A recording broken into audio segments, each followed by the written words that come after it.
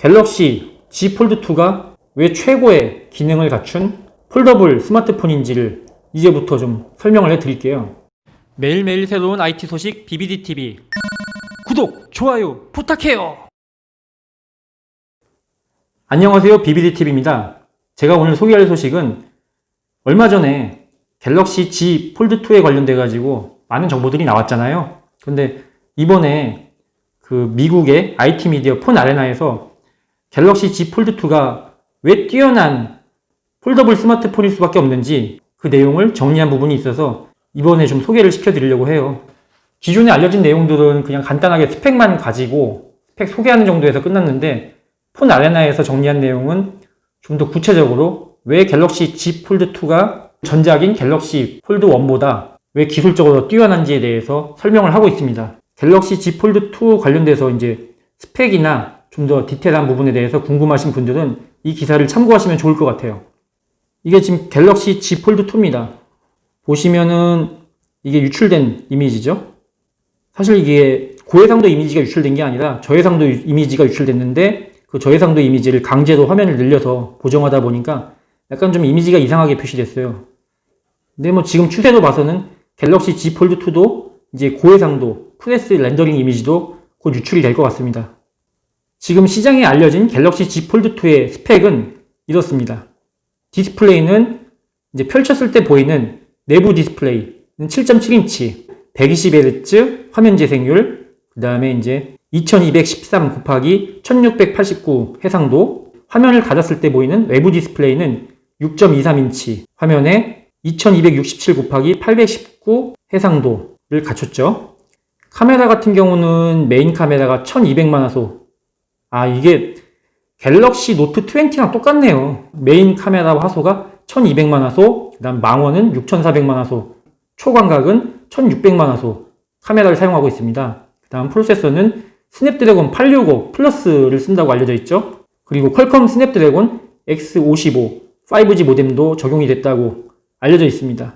메모리는 상대적으로 넉넉한 편인데요. 램 같은 경우는 12GB 용량을 제공하고 있고요. 저장 공간의 경우는 512GB 저장 공간을 제공하고 있습니다. 배터리 같은 경우는 4365mAh 용량을 제공하고 있습니다. 이게 어찌 보면은 작은 용량은 아니지만 갤럭시 Z 폴드2가 화면이 좀 크지 않습니까? 그 큰 화면 쓴다고 가정했을 때 4365mAh가 그렇게 큰 용량이라고도 보여지진 않거든요. 충전 같은 경우는 25W 고속 충전 기술을 지원하고 있습니다. 근데 최신 기술이 45W니까 이 부분이랑 비교해 봐서는 25W 고속 충전보다는 좀 45W 고속 충전 기술을 써줬으면 더 좋지 않았을까 생각이 좀 되네요. 알려진 가격은 $1780로 알려져 있습니다. 폰 아레나에서 이제 주장하는 갤럭시 Z 폴드2가 왜 최고의 기능을 갖춘 폴더블 스마트폰인지를 이제부터 좀 설명을 해드릴게요. 일단 이쪽에서는 갤럭시 Z 폴드2를 굉장히 높게 평가하는 이유가 외부 디스플레이 크기가 굉장히 커졌기 때문이라고 이야기를 하고 있습니다. 전작인 폴드 1이 4.6인치 화면이었죠. 그런데 갤럭시 Z 폴드2로 넘어오면서 6.23인치로 커졌고요. 그렇기 때문에 굳이 화면을 열지 않아도 대부분의 작업을 할 수 있는 점이 갤럭시 Z 폴드2의 가장 큰 장점이다라고 이야기를 하고 있습니다.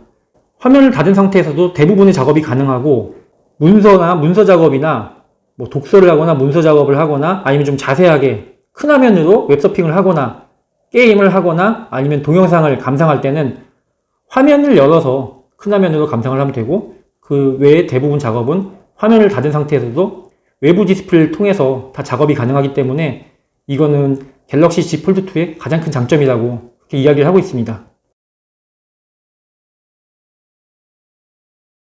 매체에서 이야기하는 갤럭시 Z 폴드2가 뛰어나다고 주장하는 또 다른 항목은 바로 초박형 유리, 그러니까 울트라신 글래스로 제작된 갤럭시 Z 폴드2 디스플레이 화면입니다. 이게 전작인 갤럭시 폴드 1에서는 내부 디스플레이 화면이 울트라신 글래스가 적용되지 않았어요. 그냥 일반 필름 타입으로 만들어지다 보니까 좀 사용을 하다 보면은 화면이 벗겨지는 문제 때문에 굉장히 많은 사람들이 좀 실망을 했다고 합니다. 그래서 삼성은 이 부분을 해결하기 위해서 갤럭시 Z 플립 같은 경우는 폴더블 디스플레이 내에 처음으로 울트라 신 글래스를 적용했죠. 그래서 사용자들한테 좋은 반응을 이끌어냈고요. 그 결과 이번에 출시한 갤럭시 Z 폴드 2에서도 내부 디스플레이에 울트라 신 글래스를 적용해서 화면이 벗겨진다거나 스크래치가 쉽게 난다거나 이런 문제가 발생되지 않도록 사전에 문제를 해결했습니다. 그러니까 사실 이렇게 얘기를 해보면은 그냥 폴더블 화면에 울트라 신 글래스 적용하는 게 뭐가 어렵냐, 누구나 할 수 있는 거 아니냐라고 얘기하겠지만 사실 이게 기술이에요. 왜냐하면은 폴더블 자체가 화면을 이렇게 구부렸다 펴는 장치지 않습니까? 이 구부렸다 펴는 장치에다가 되게 얇은 강화 유리를 집어넣는다는 것 자체가 굉장히 큰 기술입니다. 지금 시장에서도 보면 삼성 말고 다른 업체는 없지 않습니까? 그죠? 전작인 갤럭시 폴드 1은 내부 디스플레이 크기가 7.3인치였죠. 그런데 갤럭시 Z 폴드 2는 내부 디스플레이 크기가 7.7인치입니다. 더 커졌어요. 그리고 매체에서 갤럭시 Z 폴드 2가 우수하다고 주장하는 이유 또 다른 이유죠. 그건 바로 120Hz 화면 재생률입니다. 120Hz. 이게 지금 갤럭시 노트 20 울트라 모델에서 적용됐던 120Hz 화면 재생률이 갤럭시 Z 폴드 2에서도 적용됩니다. 120Hz 화면 재생률이 갤럭시 S20에서부터 지원됐던 기능 아니냐, 이게 뭐가 그렇게 중요한 거냐라고 얘기할 수 있지만 갤럭시 Z 폴드 2는 기존에 나와 있는 일반 스마트폰이 아니에요. 이거는 화면을 펼쳤을 때 7.6인치 화면이 보여지는 폴더블 스마트폰이죠. 그 폴더블 스마트폰, 그 큰 화면에서 120Hz 화면 재생률을 지원한 제품은 이게 최초 제품입니다. 그리고 이 기능을 지원함으로써 더 부드러운 스크롤, 그러니까 7.6인치 대화면에서 더 부드럽게 화면을 넘길 수 있고요. 애니메이션, 장면 전환 효과나 아니면 이제 글을 읽거나 게임을 즐길 때 좀 더 몰입감 높은 환경을 만들어줄 수 있는 거죠. 그 다음에 퀄컴 스냅드래곤 865 플러스 프로세서를 쓸 예정이고요. 12GB 램과 526GB 저장 공간을 제공하고요. 256GB 버전이 작다고 생각하면은 512GB 버전도 제공한다고 하니까 용도에 맞춰서 선택을 하시면 될 것 같아요.